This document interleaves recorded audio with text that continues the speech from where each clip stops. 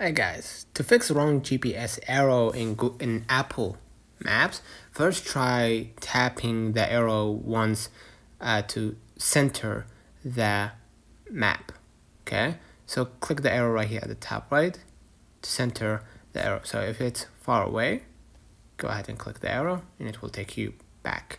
Okay, if that doesn't work, recalibrate the iOS compass by going to your settings, privacy and security, press location services,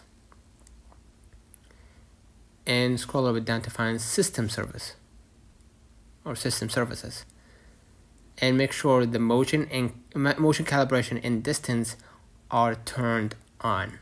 Okay, and turn it off and then turn it back on.